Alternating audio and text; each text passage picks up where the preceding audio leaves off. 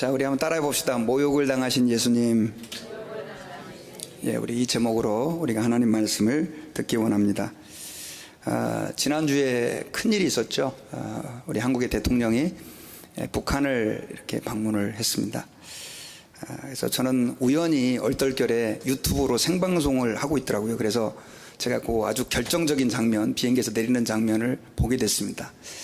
그래서 참 감회가 좀 새로웠습니다. 그런데 여러분들도 뭐 마찬가지시겠지만 저는 북한 사람 중에서 제일 싫어하는 사람이 김정은입니다. 예, 뭐 아시겠지만 3대 세습의 독재자의 또 고모부를 죽이고 또 뭐 북한 사람들을 괴롭히니 뭐 좋아할 리가 없죠. 근데 제가 요즘 걱정입니다. 왜냐하면 김정은을 점점 좋아하게 돼 가는 것 같아요. 이미지가 좀 좋아지고 있어요. 왜냐 봤더니 지난번에 정상회담 할 때도 굉장히 이 사람이 좀 겸손한 듯한, 모르죠, 이렇게 짜여진 말인지 모르겠지만 대통령 한번 북한에 모시고 싶은데 길이 변변치 않아서 참 걱정입니다, 뭐 이런 말들을 하는 걸 보면 사실 여러분, 사람은 자존심이 다 강하잖아요. 그런 말 하고 싶어 하지 않거든요. 뭐 그런 거 얘기하고, 또 요번에도 평양 백화원이라고 하는 영빈관에 초청을 해서 이제 인사를 하는 그 장면이 나오는데, 지난번에 점심을 대접을 못 해드려서 너무 섭섭한데, 마음에 걸렸는데, 이번에 좀 저희들이 누추하지만 잘 대접을 했다고 생각합니다, 이렇게 말하면서 대통령께서 여러 군데 다녀보셔서 정말 좋은 데 많을 텐데, 이거 참 초라하게 생각되지만 우리가 최선을 다해서 준비를 했으니까 편하게 쉬고 가라고, 이런 말들 하는데 자꾸 이렇게 마음이 뭔가 뭉클뭉클 막 해지는 거예요. 이 사람이 원래 이런 사람이 아닌데. 그리고 제가 더 충격받은 장면이 있었습니다. 어떤 장면이었냐면, 대통령이 비행기에서 내릴 때 사열을 하잖아요. 여러분, 남자들 군대 갔다 오신 분들은 다 알 겁니다. 그게 어떤 의미인지. 그것은 자기들의 상관에게 이렇게 하는 거거든요. 근데 뭐 문재인 대통령 각하 그러는데 제가 깜짝 놀랐어요. 저 사람 지금 실수한 거 아니야? 그러고 나서 이제 격려를 막 하는데, 제가 더 놀랬던 건, 만약에 김정은이 이제 한국에 온다는데, 한국에 왔을 때 김정은에게 뭐 무슨 각하 뭐 이런 말, 대통령 탄핵될 겁니다, 아마. 그리고 한국이 난리가 났다, 이렇게 될 거예요. 제가 그런 모습들을 좀 보는데, 이거 잘하면 북한이 뭔가가 될 수도 있겠다, 통일이 될 수도 있겠다, 막 그런 기대감이 좀 생겨요. 여러분, 뭐 북한 김정은 좋아하는 분 없을 줄 압니다. 그러나 저는 우리 북한 땅에, 특별히 3천만이나 돼요. 벌써 그렇게 인구가 많이 늘었더라고요. 우리 동족들이 계속해서 고통받고 있는데, 그들에게 하나님의 사랑과 은혜가 좀 전파될 수 있도록 여러분 기도해 주시기를 부탁을 드립니다. 제가 근데 그런 모습을 좀 여러분들께 왜 이 시간 나누냐면요, 여러분, 사람을 이렇게 감동시키는 것은요, 고자세와 권위주의가 아닙니다. 오히려 사람을 더 움직이고 사람을 더 감동시키는 것은 뭐냐면, 낮은 자세, 겸손한 자세. 여러분, 인간관계에서도 마찬가지잖아요. 여러분들은 누구에게 마음이 갑니까? 막 이렇게 목에 힘주고 이렇게 하면서 권위 부리는 사람에게, 물론 힘이 없으면 당장은 엎드리겠지만 감동은 안 되죠. 그런데 정말 힘이 있고 권위가 있는 사람이 낮은 자세로 일관할 때, 우리는 저 사람에게 저 사람 뭔가 호감이 가네, 뭐 이런 마음들을 우리가 갖게 됩니다. 여러분, 특별히 저희들이 예수님을 섬길 때 왜 우리가 예수님에게 대해서 그렇게 감사와 또 이렇게 눈물과 이렇게 은혜가 되느냐면, 저는 예수님의 왕 되신, 구름 타고 오셨기 때문에 이런 거, 예수님이 엄청난 기적을 행하셨기 때문에, 물론 그런 것도 있지만, 저는 예수님의 낮은 모습 때문이라고 생각합니다. 여러분, 예수님께서는 하나님의 아들이셨고, 빌립보서에 보면 하나님과 동등된 분이라고 그랬습니다. 그런데 그분은 하나님의 영광의 보좌를 버리시고 낮고 천한 마국간에 그렇게 오셔서 평범한 목수로의 삶을 사셨지 않습니까? 더더군다나 이제 여러분, 오늘 본문을 보면 예수님께서는 사람들에게 모욕과 멸시와 천대를 당하고 십자가까지 지신단 말입니다. 어쩌면 예수님에게 있어서는 가장 부끄러운 순간이었는지도 모릅니다. 그러나 우리가 어쩌면 이 장면 때문에 가장 감사하고, 이 장면 때문에 가장 하나님 앞에서 감동하는, 저는 그런 부분이 아닌가 싶습니다. 여러분, 오늘 본문은요, 예수님께서 모욕을 당하시는 내용입니다. 베드로가 예수 그리스도를 3번 모른다고 부인을 했을 때 예수님께서는 제사장 그 안나스의 집에서 신문을 받고 있었습니다. 그러다가 이제 거의 신문이 끝났을 때 실제로 제사장직을 맡고 있었던 그 가야바의 집으로 이렇게 옮겨지게 되는데, 그곳 가야바의 집에서 예수님께서 신문을 당하신 후에 이제 예수님께서 그 산헤드린 공회라고, 그 당시로 말하면 국회죠, 국회로 이제 넘겨지기 바로 전에 오늘 본문에 보니까 이제 그 대제사장을 지키는 경비병들이 예수님을 모욕하고 조롱하는 내용이 등장합니다. 그런데 그들이 예수님을 모욕하고 조롱하는데, 여러분은 이 말씀을 얼마나 좀 깊이 묵상해 보셨는지 모르겠지만 저는 이 말씀을 준비하면서 정말 너무너무 마음이 무너지는 걸 경험을 했어요. 왜냐하면 우리 64절을 같이 한번 읽어봅시다. 시작. 그의 눈을 가리고 물어 이르되 선지자 노릇하라, 너를 친 자가 누구냐. 자, 이제 예수님이 그 어떻게 말하면 공식적으로 결정된 건 아니지만 제사장들이 죽이기로 결정한 것을 이제 이 안 경비병들은 예수님을 조롱하는데 어떻게 조롱을 하냐면 끈을 가지고 예수님의 눈을 이렇게 묶습니다. 그리고 야, 선지자 노릇을 한번 해봐라. 자, 이제 경비병들이 여러 명이 있었는데 예수님을 막 치는 거예요. 한 사람이 막 때리는 거예요. 그러고 나서 이제 눈을 가렸으니까 뭐 누가 때렸는지 모르잖아요. 예수님에게 누가 때렸냐? 누가 때렸냐? 그러면서 예수님을 조롱하는 거예요. 여러분, 이러한 이 예수님께서 당하신 모욕은 어떻게 말하면 참 견디기 힘드셨을 것입니다. 왜냐하면 여러분 아시겠지만 예수님이 어떤 분입니까? 하나님의 아들이시잖아요. 그분은 모욕을 당해서는 안 되는 분이세요. 그분은 찬양받기에 합당하신 분이시고, 요한복음 1장에 보면 온 천지 만물이 그가 없이는 된 것이 하나도 없다고 말할 만큼 그분은 높으신 분이십니다. 더더군다나 예수님은 여러분 눈을 가렸다 그래서 누가 때렸는지 알아요, 몰라요? 다 아시는 분이세요. 왜냐하면 여러분 그 사마리아에서 예수님이 한 여인을 만났을 때 그 여인에게 물을 좀 달라고 하면서 이야기를 하실 때 나중에 이제 예수님이 남편을 데려오라 그러니까 그 여자가 남편이 없습니다. 그랬을 때 예수님이 뭐라고 그랬습니까? 그래, 남편이 없다는 네 말이 맞다. 너는 그 전에 남편이 5이 있었으나 지금 있는 그 남자도 너의 남편이 아니니 그 말이 맞다 라고 말할 정도로 예수님은 우리의 심령과 과거와 심지어 미래까지 다 아시는 하나님이세요. 그런데 그 예수님이 이렇게 조롱을 당하고 있어요. 여러분, 사람에게 여러분들은 뭐가 제일 중요하다고 생각합니까? 저는 자존심이 굉장히 중요하다고 생각합니다. 저도 굉장히 자존심을 중요하게 생각합니다. 우리 조상들은요, 자존심을 굉장히 중요하게 생각해가지고 옛날에 우리나라가 개화될 때 그때 머리를 막 자르라고 단발령이 내려졌잖아요. 그랬을 때 우리 조상들이 어떻게 했습니까? 머리카락을 자르려거든 내 머리를 잘라라. 우리 한국말은 머리카락과 머리가 같아요. 그래서 머리를 자르려거든 내 머리를 잘라라. 이 목을 자르라는 거죠. 목숨을 걸고. 이거 뭐냐면 자존심이거든요. 우리 민족의 자존심. 일본 사람들도 자존심이 있어요, 여러분요. 어떤 자존심이냐면 그 사무라이의 도라는 게 있어요. 나라의 명예를 실추시키거나 혹은 그 부대의 명예를 실추시킨 사람들은 칼을 주면 꽂고 자살하잖아요. 할복 자살. 명예가 그렇게 우리 인간에겐 중요합니다. 예수님에게도 명예가 중요합니까? 안 중요합니까? 중요하죠. 자존심이 중요하죠. 온 우주의 왕 되시고 하나님의 아들 되신 그분에게 얼마나 소중한 겁니까? 성경에서는 예수님이 그런 말씀을 하신 적이 있어요. 사람들이 예수님이 예루살렘에 들어올 때 막 호산나 호산나 다윗의 자손이요 찬양하니까 바리새인들이 예수님 그거 좀 말리세요 그렇게 얘기했을 때 예수님이 뭐라고 그랬습니까? 저들이 나를 찬양하지 않으면 돌들이 소리 지르리라. 돌들에게서도 찬양을 받고 싶으셨던 그분. 그런데 이렇게 처참하게 지금 예수님께서 조롱을 당하고 있습니다. 여러분, 이후에 예수님은 계속해서 이와 비슷한 조롱을 당하십니다. 십자가 형틀에 매달려 있을 때는 군병들이 네가 하나님의 아들이거든 내려와 봐라 이런 말을 합니다. 내가 하나님의 아들이거든 내려와 봐라. 이게 얼마나 예수님을 모욕하는 말입니까? 그리고 이 경비병들의 모욕은 거기서 끝나지 않았습니다. 우리 65절을 보면요, 같이 읽읍시다. 시작. 이 외에도 많은 말로 욕하더라. 여기서 욕했다라고 하는 말은요, 영어로는 insulting이라고 돼 있는데 이 원어를 찾아보면은 하나님을 신성모독하는 그런 말입니다. 신성모독하는.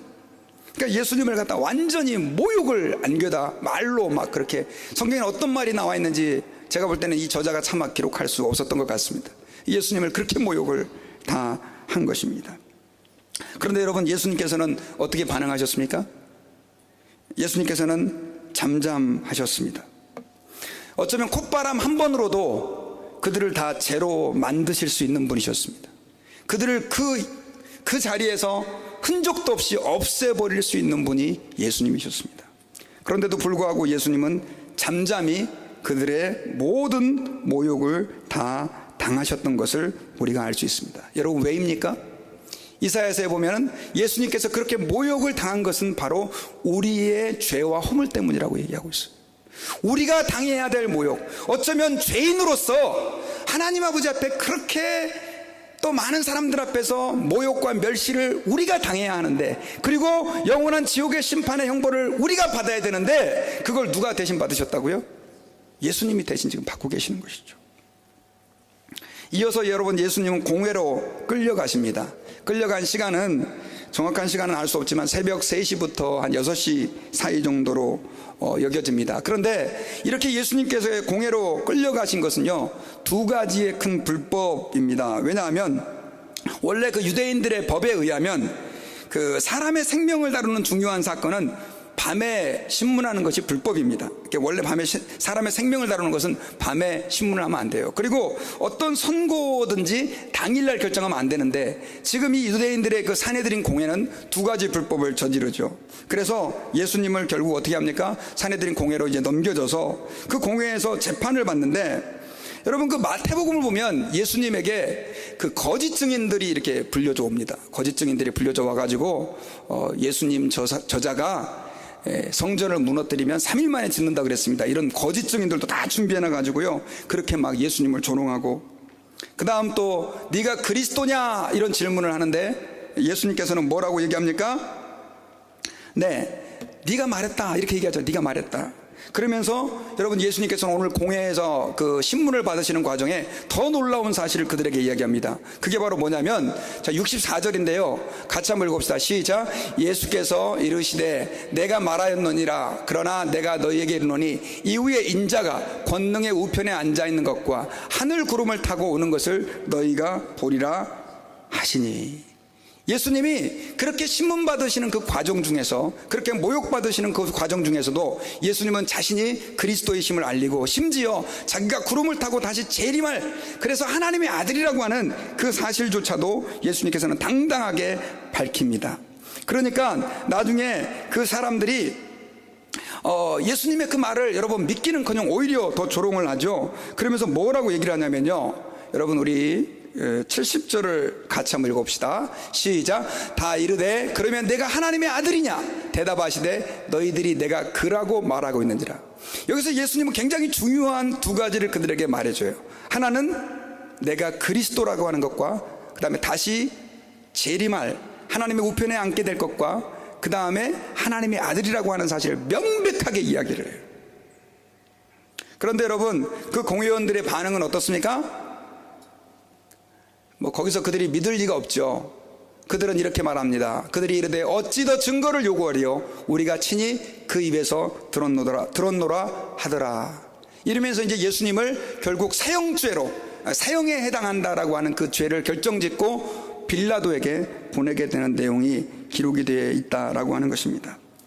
자, 이렇게 예수님께서 모욕을 당하시고 신문을 당하시는 내용들을 통해서 우리가 이 시간에 한번 좀 생각해 볼 것이 있습니다. 그것은 바로 뭐냐면, 예수님께서 왜 이렇게 모욕을 당하고 왜 그렇게 치욕을 당하셨는가라고 하는 것입니다.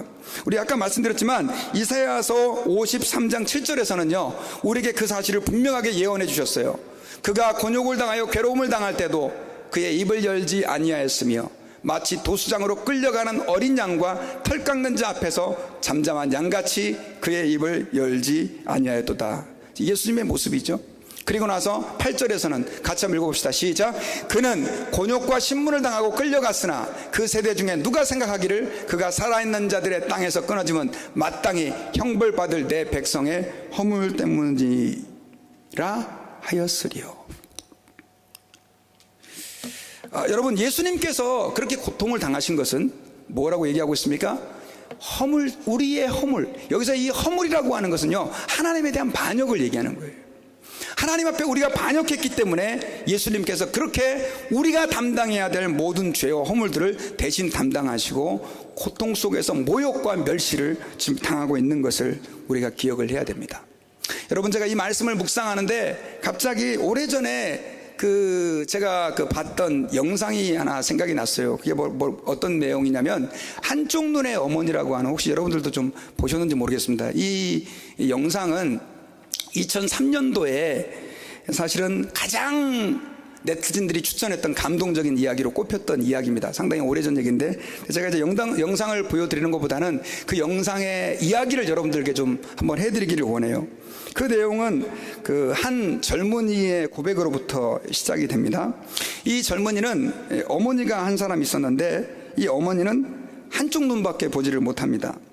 근데 어머니는 이제 홀몸으로 그 아들을 키우기 위해서 시장에서 나물이나 약초 등을 사가지고 이렇게 파는 그런 일을 하시죠.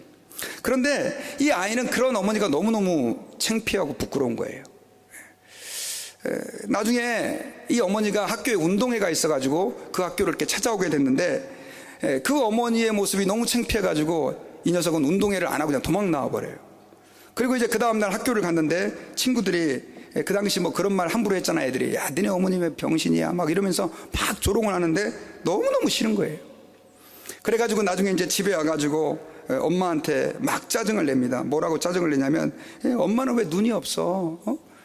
쪽팔려 죽겠어. 뭐 이런 말로 막 하면서 막 어머니에게 막 모욕을 막 주죠.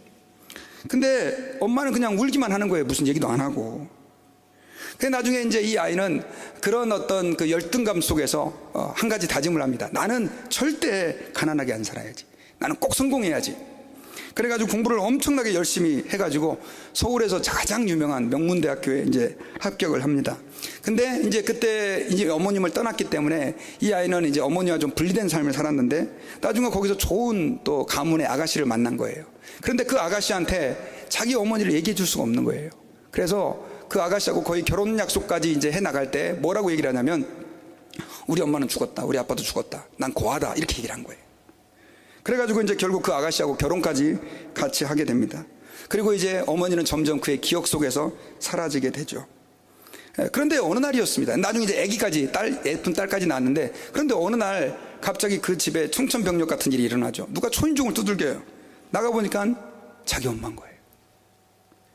이게 주소도 안 듣는데 어떻게 엄마가 거기를 찾았는지 찾아온 것입니다. 어떻게 해야 될 줄 모르고 있는데, 그 순간 딸아이가, 이제 조그만 아이가 그 눈이 없는 그 할머니를 바라보면서 막 웁니다. 무서워가지고. 그러니까 아들이 누구야? 자기 어머니한테 이렇게 얘기를 하는 거예요. 아니, 여기 누구누구 있냐고 그랬더니, 잘못 찾아왔습니다. 문 쾅 닫아버린 거예요. 그렇게 오랜만에 찾아온 자기 어머니를 그냥 완전 문전박대를 해버린 거예요. 그래 어머니는 눈물을 이렇게 뚝뚝 이렇게 떨어뜨리면서, 죄송합니다, 집을 잘못 찾았습니다 하면서 사라지죠. 이 젊은이는, 야, 너무 오랜만에 봐서 저 어머니가 나를 못 알아봤나 보다, 다행이다, 안도의 한숨을 쉬는 거예요. 이런 나쁜 놈이 어디 있습니까? 그리고 이제 얼마 후에 자기가 살던 고향에서 동창회가 있다는 그 소식지가 자기에게 날라옵니다. 그래서 할 수 없이 이제 고향회를 내려가게 되는 거예요. 고향회를 내려가는데 그 학교에서 모임을 갖기로 했나 봅니다. 그래서 이제 동창회를 끝나고 오려고 하는데 궁금한 거예요. 어머니가 어떻게 지내나. 그래가지고 그냥 오려고 하다가 이 아들이 결국 이제 어머니의 그 집에, 그러니까 자기가 살던 그 집에 방문을 해서 이제 들어가 보는데 인기척이 없어요. 그래서 방 안에 가보니까, 웬걸요, 자기 어머니가 그 방바닥에 쓰러져 있는 거예요. 근데 이 청년은 이미 죽은 거예요, 어머니가. 어머니를 보고도 눈물 한 방울이 안 나와요. 이런 세상에 나쁜 놈이 어디 있습니까? 근데 그 어머니의 그 죽은 엎드려져 있는 그 손에 꼬깃꼬깃한 종이 하나를 발견해요. 알고 봤더니 그 어머니가 청년에게 주려고 했던 편지인 거예요, 편지. 그래서 그 편지의 내용이 이러했어요. 여러분 잘 글씨가 작아서 보이려나 모르겠습니다. 그러니까 편지의 내용을 좀 한번 읽어보겠습니다. 사랑하는 내 아들 보아라. 엄마는 이제 살 만큼 산 것 같구나. 지난번에 내가 너무 보고 싶어서 서울에 갔다. 그런데 너에게 부담만 안겨준 것 같아 너무 미안했다. 앞으로는 가지 않으마.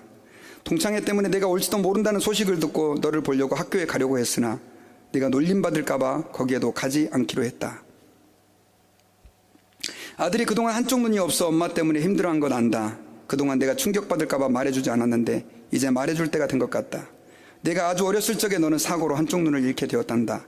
나는 차마 그것을 볼 수가 없어서 어렵게 내 눈을 너에게 주기로 결정했단다. 수술은 잘 되어 건강한 눈으로 세상을 보는 내가 너무 기특하고 자랑스러웠다. 가끔씩 내가 내게 짜증을 낼 때는 네가 나를 사랑하기 때문이라고 생각하면서 웃어 넘겼다. 아무래도 내가 얼마 살지 못할 것 같아 내게 이렇게 편지를 쓴다. 나 때문에 내가 그동안 힘들어한 거 너무 미안하다. 아들아, 내 아들아 라고 하는 내용이었어요. 나중에 이제 이 편지를 읽고 청년은 통곡할 수밖에 없었죠. 그리고 미안해요, 죄송해요, 엄마 하면서 엄마의 시신을 부둥켜 안고 울지만 이미 너무 늦었죠. 여러분, 제가 왜 이 이야기가 생각이 났냐면 이 엄마는 누구 때문에 모욕을 그렇게 당했습니까? 자기 아들 때문이에요. 자기 아들 때문에. 너무나 사랑해서. 여러분, 예수님께서 그렇게 모욕당하고 그렇게 조롱당하고 그렇게 사람들에게 손가락질하는데 결국 그것들이 누구를 위한 것이었습니까?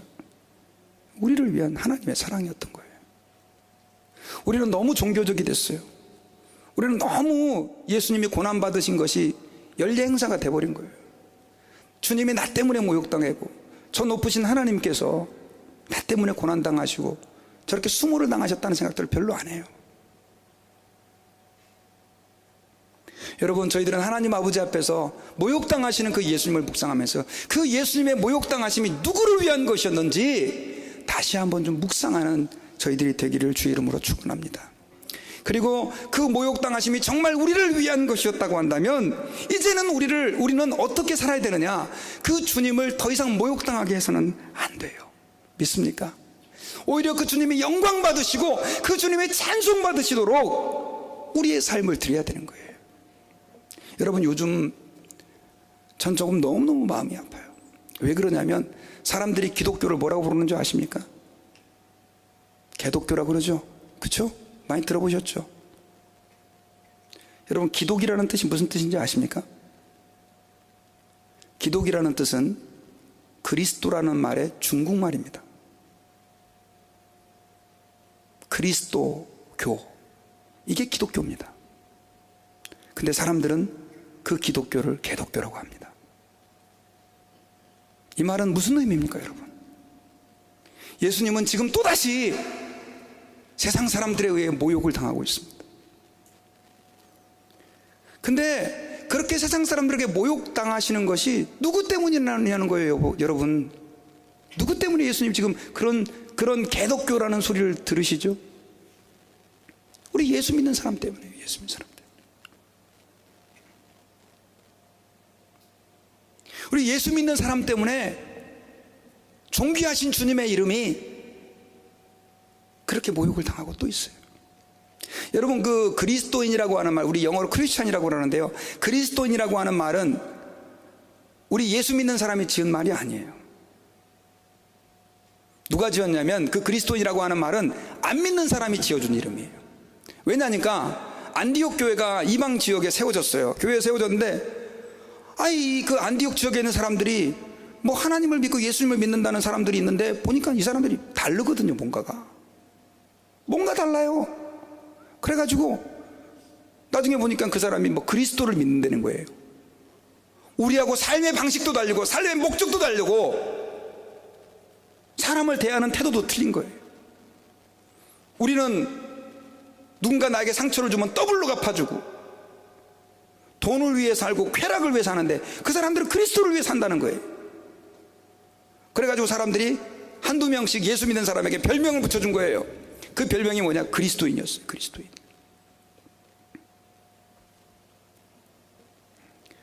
그리스도인, 기독교인이라는 말입니다. 그런데 지금은 개독교인이라고 하는 소리를 듣고 있어요.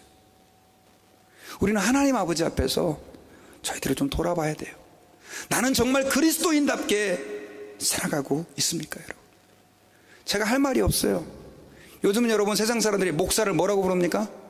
먹사라고 불러요. 먹사라고. 여러분, 목사라고 하는 이 직분이 얼마나 존귀한 직분입니까? 저는 목사 안수 받을 때 얼마나 눈물을 많이 흘렸는지 몰라요. 주님이 나 같은 종을 그렇게 불러서 예수 믿게 하시고 이렇게 기름을 부어서 안수를 해서 하나님의 존귀한 교회를 맡게 해주셨다는 게 얼마나 감사한지, 정말 이게 수도꼭지 튼 것만큼 눈물이 막 쏟아졌어요. 근데 사람들은 목사를 먹사라고 합니다, 여러분. 너무 돈을 좋아해서, 너무 대접받는 걸 좋아한다 그래서. 누구 책임이에요? 죄송한데 우리 책임이에요. 목사 책임이에요. 우리는 예수님을 조롱한 그 병사들에 향하여 저놈들이 과연 어떻게 예수님에게 눈을 못 감고 선지자 노릇하라고 그렇게 하냐고 손가락질하면서, 결국 우리는 지금 이 시대에 2000년 지난 이 시대에 예수님의 그 존귀한 이름을 다시 모욕하는 데 앞장서고 있어요.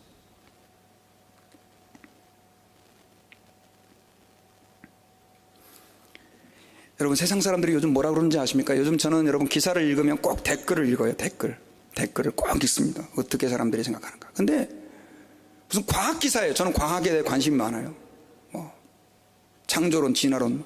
근데 그냥 일반적인 과학 기사인데 보면 거기에 보면 개독교인들 이거 꼭 읽어봤겠지 하면서 막 욕을 그렇게 해대는 거예요. 욕을.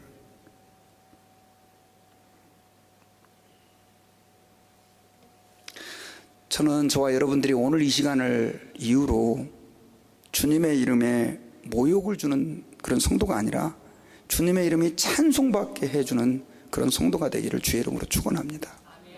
네, 그래야 돼요. 다니엘은요, 바벨론이라고 하는 나라에 살았어요. 바벨론은 우상이 드글드글한 곳이에요. 드글드글한 곳이에요. 근데 여러분, 그 다니엘이 믿음으로 살았을 때 어떻게 됩니까, 여러분? 왕들이 다 다니엘 네 안에 계신 하나님을 찬양한다 그러잖아요. 너의 하나님을 찬송한다 그러잖아요. 여러분, 주기도문에서 우리는 이렇게 기도를 합니다.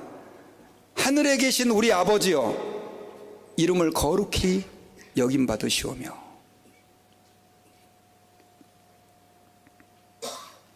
여러분, 이게 무슨 뜻이냐면, 우리는 하나님 아버지 앞에서 우리가 기도해야 될 궁극적인 목적이 뭐냐면 주님의 이름이 거룩히 여김 받도록, 이 말은 주님의 이름이 찬송받으시도록 우리 삶을 드려야 된다는 뜻이에요.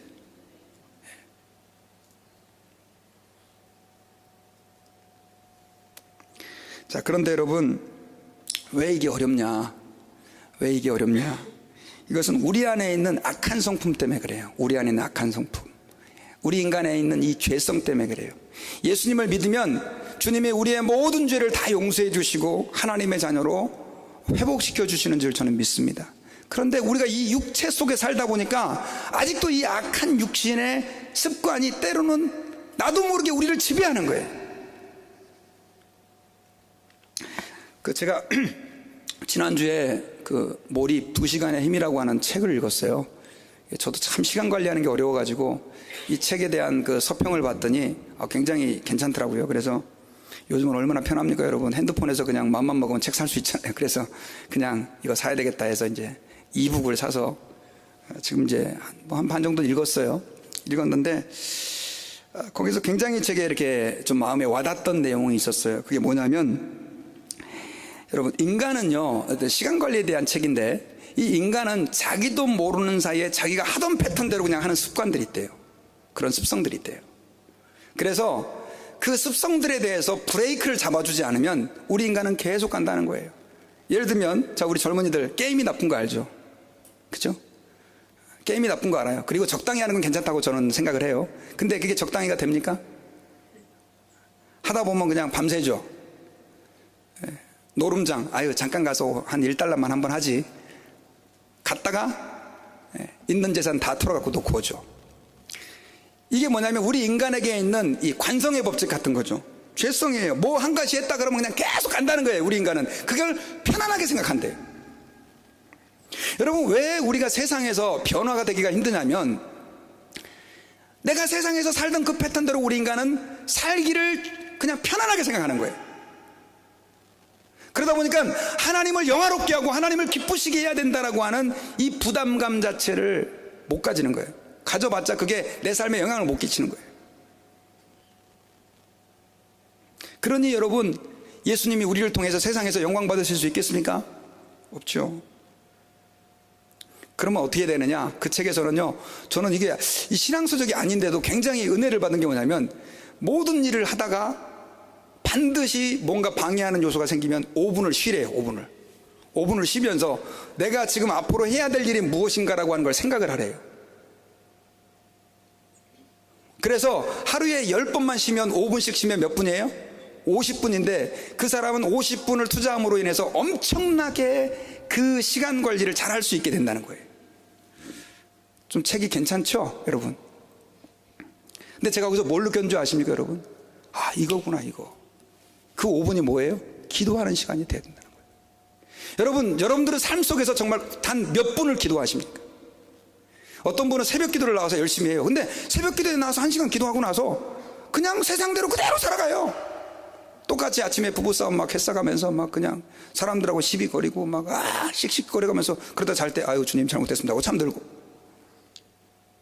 여러분, 저는 여러분들께 부탁드립니다. 하나님 아버지 앞에서 여러분들의 삶의 순간순간마다 하나님 앞에 기도하십시오. 뭐라고 기도하냐면, 주님, 제가 오늘도 주님을 모욕하게 하는 인생이 아니라 주님을 영화롭게 하는 인생이 되게 해주십시오. 아무리 내가 힘들고 어려운 처지에 있다 할지라도 내가 하던 패턴대로 사는 인생이 아니라 주님의 말씀이 원하는 대로 사는 제 인생 되게 해주세요. 그렇게 기도할 수 있는 저희들이 될 수 있기를 바랍니다. 여러분, 제사장들이 왜 그렇게 성경을 가까이 한다고 하면서도, 하나님을 믿는다고 하면서도 그렇게 여러분 예수님을 말 그대로 반역자로 몰아서 죽이는 일에 앞장서는 줄 아십니까? 그들은요, 기도를 하는 사람들이었습니다. 금식도 하는 사람들이었습니다. 그런데 그것이 너무나 형식화돼 버린 거예요. 진정으로 하나님의 뜻이 무엇인지를 구하지 않는 사람이 돼 버린 거예요. 예수님은 눈앞에서 그들에게 얘기했어요. 내가 그리스도다. 니들이 말했다. 내가 하나님의 아들이다. 근데 여러분, 그들은 어떻게 반응했습니까? 옷을 찢으면서 이제 확실히 알았다. 이 예수가 반역자다. 여러분, 저는 여러분들이 하나님 아버지 앞에서 기도하는 사람들이 될 수 있기를 바랍니다. 기도해야 하나님의 뜻을 알 수 있습니다. 여러분, 신앙생활 50년 해도요, 교회에 왔다 갔다만 하고 기도하지 않는 인생은요, 하나님이 내게 뭘 원하는지, 내가 지금 어떤 삶을 살아가고 있는지를 모르게 돼요. 그냥 사는 거예요. 그냥 변화 안 일어나요. 진지하게 여러분 하나님 아버지 앞에서 한번 기도해 보세요. 그렇게 할 때 여러분들의 인생은 주님을 모욕하게 하는 인생이 아니라 주님을 영화롭게 하는 그런 인생이 저는 될 줄 믿습니다. 그래서 기도는 마치 배로 말하면 여러분 그 조타 있잖아요. 방향타, 키와 같은 거예요. 기도를 우리가 했을 때 여러분 이 배가요, 아무리 그 사람들이 가가지고, 배 안에 있는 사람들이 가가지고 야 내가 지금 미국으로 가기를 원한다 그래서 가기를 원해도 이 방향을 미국으로 정하지 않으면 그 배가 미국으로 갈 수 있습니까? 없는 거예요. 똑같아요. 여러분, 나는 하나님을 기쁘시게 하고 하나님을 영화롭게 하고 싶어. 그렇게 해도 기도하지 않으면 여러분들의 삶은 여전히 세속적이고 나도 모르는 사이에 또다시 주님을 모욕하는 그런 삶을 살 수밖에 없다는 사실을 기억을 해야 됩니다. 저는 여러분 슬픈 간증이 좀 있습니다. 어떤 간증이냐면, 제가 군대를 이제 좀 어린 나이에 갔습니다. 갔는데 제가 왔다고 회식을 이렇게 해줬어요. 회식을 저희 그 부대에서, 이렇게 저희 조그마한 부서였는데, 근데 이제 밥을 먹고 나니까 이제 밥을 먹는데 이제 술잔을 돌리잖아요. 근데 저는 고등학교 때 하나님 앞에서 약속을 했어요. 저는 제 평생에 술을 먹지 않겠습니다. 저희 선배들의 간증도 있었고, 그래가지고 이제 술을 다 먹게 되는데 그 제일 높으신 고참님이 그때 이제 상사였었어요. 그분이 저한테 술을 이렇게 권해요. 술 먹어라. 그래서 한 잔 받아라. 근데 네가 이제 신입이니까. 근데 제가 그래서 죄송합니다. 저는 술을 먹지 않습니다. 그랬더니 갑자기 얼굴색이 변하면서 이러는 거예요. 너 왜 술 안 먹어? 근데 그때 제가 뭐라고 대답했냐면, 그게 제 철학입니다. 이렇게 대답을 했어요. 그게 제 철학입니다. 왜냐하면 또 안 믿는 사람들 앞에서 뭐 이렇게 하나님 얘기하기 좀 그렇잖아요. 제 철학입니다. 그랬더니 그분이 뭐라는 줄 아세요? 그래, 네 철학이 센가 내 철학이 센가 보자. 그래가지고요, 자 지금부터 올스톱, 기억열이가 술 한 잔 먹을 때까지 다 밥도 먹지 말고 음료수도 마시지 말라는 거예요.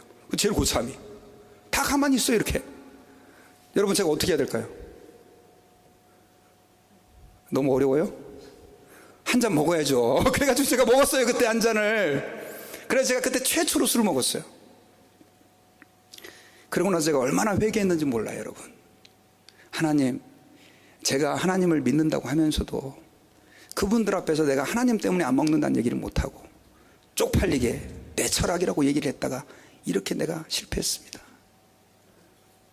그래서 얼마나 그때 제가 하나님 앞에 약속한 게 있어요. 하나님, 앞으로 제가 이런 술자리가 많을 텐데 그때 사람들이 제게 술을 먹으라고 그러면 저는 그때 하나님의 이름을 대겠습니다.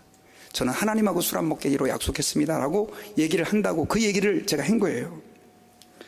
감사하게도 군대 생활이 시작이 되는데 여러분, 그런 일이 얼마나 많습니까? 여러분, 뭐 아시잖아요, 한국에. 다들, 모든 사람들이 다 저는 하나님하고 술 안 먹기로 약속했습니다. 그러면 알았다 하고 뭐 물 갖다 주고 뭐 음료수 갖다 주고, 그렇게 해서 제가 제 믿음을 잘 지켰어요. 그런데 진짜 힘든 순간이 왔습니다. 제가 중사가 됐어요. 중사가 돼가지고 이제 제대할 날도 얼마 안 남은 상당히 고참이 된 거죠. 고참이 돼가지고 이제 부대가 회식을 하는데, 저희 부대는 그때 양주 같은 거예요. 아주 고급 양주들이 좀 이렇게 나왔어요. 그러면 이제 그거를 부대 거를 다 모아가지고 이제 전체 1년 송년 회식을 한다고요. 안 갈 수가 없으니까 저도 갔죠. 어떤 클럽을 하나 다 빌려갖고 이제 하는데, 가서 이제 저는 이제 사이다 먹고 그러는 거죠. 근데 그때 이제 다른 부서에 있는 고참 하나가 저를 잘 몰랐던 것 같아요. 술을 안 먹는 걸. 그때 저는 이미 신학교를 다니고 있었어요. 근데 이제 저한테 그러는 거예요. 한 잔 먹어라. 야, 이렇게 이제 한 해 동안 잘 마무리하라고. 근데 제가 받을 수가 있습니까? 아, 죄송합니다. 저는 술을 안 먹습니다. 그랬더니 그분이 또 열받은 거예요. 너 왜 안 먹어? 제가 뭐라고 그랬겠어요? 네, 저는 하나님을 믿는 사람입니다. 저는 하나님 앞에서 약속을 했습니다. 술을 안 먹기로. 그랬더니 그분이 더 성질을 내면서, 그분이 뭐라 그랬는지 아세요, 여러분요?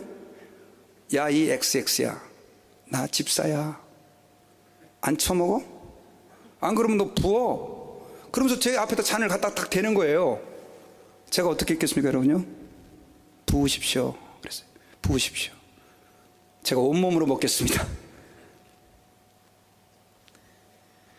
여러분, 제가 왜 이 이야기가 오래전 얘기예요. 제가 저는 이렇게 위대한 사람입니다, 이거 자랑하려고 하는 얘기가 아니에요. 저는 이 스토리가 생각난 게 그분이 집사라고 한 그 말 때문이에요. 내가 하나님하고 안 먹기로 약속했다는데 집사라고 하면서 술을 먹으려고 하는 그분, 지금 그분이 갑자기 생각나는 거예요. 주님의 이름이 얼마나 모욕을 당하시는 거예요.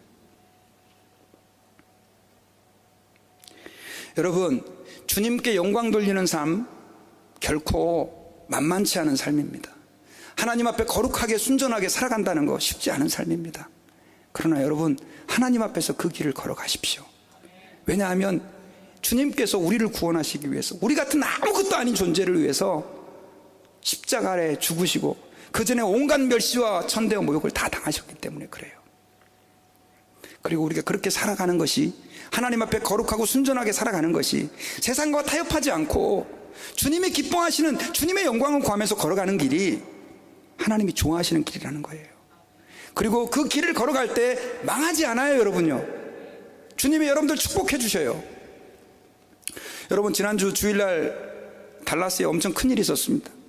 달라스가 아니고 정확하게 말하면 폴트워스죠. 무슨 일이 있었냐면, 방탄소년단이라고 혹시 아십니까, 여러분? BTS. 걔들이 포트워스에 컨벤션에서 했다. 우리 아들, 딸이 거기서 졸업을 했거든요. 거기가 좌석이 한 10,000석 정도 되는데, 근데 이 방탄소년단 어떻게 하다가 뉴스에 방탄소년단이 어쩌고, 저는 방탄소년단 잘 모르, 얘들은 방탄조끼 입고 다니는 애들이나 인가 뭐 해가지고 이제 잘 몰랐어요. 근데 막 미국 뉴스에 방탄소년단이 뜬 거예요. 얘들 왜 미국 뉴스에 떴지? 그래가지고요, 그 뉴스에 봤더니 무슨 얘기냐면, LA에서 지난주에죠, 그러니까 지지난주에 방탄소년단이 왔었는데, 거기에 스테이플 센터라고, 제가 보면 거기는 한 2만 명 모일 것 같아요. 거기에 그냥 사람이 꽉 들어차가지고 그 방탄소년단 저기를 하는데, 더 놀란 건 뉴스에 그 사람들이 그 티켓을 구하기 위해서요, 텐트를 치고 4일간 합숙한다는 사람도 있다는 거예요. 그래서 제가, 아니 얘들이 도대체 뭐야? 그래가지고 인터넷으로 제가 서치를 해봤어요. 도대체 방탄소년단 얘들이 어떤 애들인가. 그랬더니요, 제가 깜짝 놀랐어요. 앨범이 500만 장 판매가 되고요. 그 다음에 트위터 팔로워가 1000만 명이고 유튜브 누적 조회수가 30억이에요. 그리고 여러분 아이폰을 사용하는 분들은 아이튠즈에서 음악을 듣는데 그 아이튠즈 73개국 국가에서 방탄소년단이 전부 다 1위를 한 거예요. 미국의 이 메이저 뉴스에서 이 방탄소년단을 다 크게 다루고 있는 거예요. 근데 여러분 폴토스 컨벤션 센터는 제가 어떻게 알게 됐냐면 올리버라고 하는 미국에서 살다가 한국 가가지고 영어 가르치는 애가 있거든, 유튜브에서. 근데 걔가 이제 이렇게 영상을 보는데 갑자기 방탄소년단을 검색했더니 걔가 뜨는 거예요. 알고 봤더니 방탄소년단이 지난주 주일날 여기 폴토스에 온 거예요. 그러면서 이 친구가 그걸 취재한 내용이었어요. 근데 제가 깜짝 놀랐어요. 티켓이 제일 싼 게 한 장에 900불, 그리고 비싼 거는 8,700불까지예요, 티켓이. 근데 이미 이틀 전에 다 매진이에요. 제가 지금 왜 방탄소년단 이야기를 하느냐면, 나중에 제가 너무 놀래가지고, 아니 도대체 미국에서 어떻게 이런 일이 있을 수가 있지? 해가지고 제가 조사를 해봤어요. 찾아봤더니 이 방탄소년단의 그 성공을 다룬 다큐멘터리가 있더라고요. 미국 다큐멘터리가. 거기에서 그 방탄소년단의 성공 원인을 3가지로 다룬 거예요.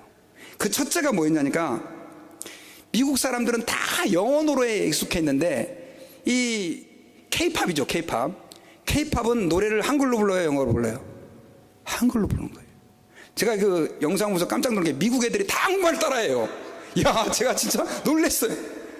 저는 그냥 작년에도 여기 K-팝 하길래 하나보다 젊은 애들 몇 명 좀 좋아하나 보다 했더니 그게 아니에요. 아줌마들까지 이 율동을 다 따라하고. 알고 봤더니 이 한국말로 하니까 너무 특이한 거예요, 미국 사람들이. 그래가지고 한국말로 노래하는 거에 더 관심을 갖게 되는 거예요. 그리고 또 한 가지 여러 가지 요인들을 다 이렇게 했는데, 그 중에 제가 굉장히 좀 와닿던 게 이상하게 생각했던 게 뭐냐면, 얘들이 다 계집애같이 생겼잖아요, K-팝이. 그러니까 저는 얘들 보면 좀 불편해요. 왜냐면 화장하고 나서 막 입술까지 칠해가지고 저 남자 새끼들이 뭐 하는 거야, 이런 생각이 드는데, 이 방탄소년단은 그게 먹힌 거예요. 왜냐면 미국의 남자의 그 이미지는 마초 있잖아요, 마초. 탁 근육이 막 이래가지고, 저도 요즘 운동 열심히 하거든요. 막 이렇게 가슴이라고 수염 이런 마초 이미지, 그런 남자가 강한데 예쁜 남자가 노래 부르고 춤추는 거예요. 그러니까 이거 신기하네 해가지고 지금 인기를 끌고 있다는 거예요. 제가 그때 여러분 무슨 생각이 들었는 줄 아세요? 안 된다고 하는 것 가지고도 하니까 되는구나, 이런 생각을 한 거예요. 여러분 하나님 말씀대로 살면 망할 것 같습니까? 좁은 길 걸어가면 쫄딱 망할 것 같아요? 아니에요. 여러분, 세상을 흔들고 있는 사람들이 다 좁은 길을 걸어갔던 예수 믿는 사람들이에요. 여러분 망하지 않아요. 주님 말씀대로 한번 살아보세요. 제가 그거에 은혜를 받은 거예요. 저는 여러분 말씀에 결론을 맺으려고 해요. 예수님은 오늘 제사장들에게 그리고 경비병들에게 참을 수 없는 모욕을 당하세요.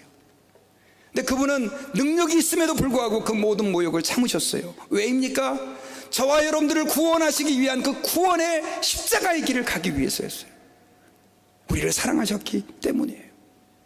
그분의 그 모욕당하심 때문에 우리가 이제는 하나님의 자녀라 일컬음을 받게 됐고, 하나님께서 너무 존귀한 자녀라라고 인정하는 그런 위치에 서게 된 거예요. 그러므로 여러분, 우리가 이제는 어떻게 살아야 됩니까? 이제는 더 이상 주님의 이름에 모욕을 주면 안 돼요. 우리는 주님을 영화롭게 하며 살아야 될 줄 믿습니다. 다니엘이 하나님의 그 길을, 좁은 길을 걸어갔을 때 그 주변에 있는 이방 사람들이 다니엘과 함께하는 하나님 때문에 주님을 찬양했던 것처럼, 우리가 비록 가야 될 그 세상의 길이 좁고 힘들지만 그 길을 걸어갈 때 주님은 여러분들을 통하여 모욕이 아닌 영광을 받으시게 될 줄 믿습니다.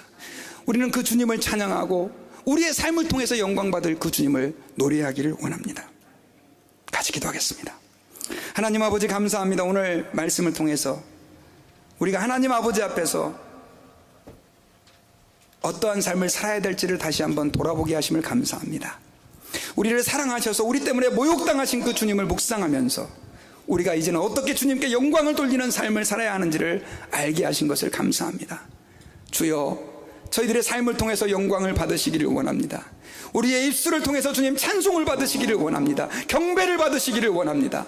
주님의 이름이 높임을 받으시기를 원하고, 많은 사람들이 우리와 함께 하시는 그 하나님을 찬송하기를 주님 저희들이 기대합니다. 주님의 높고 위대하심을 마음을 다하여 찬양합니다. 예수님의 이름으로 기도합니다. 아멘.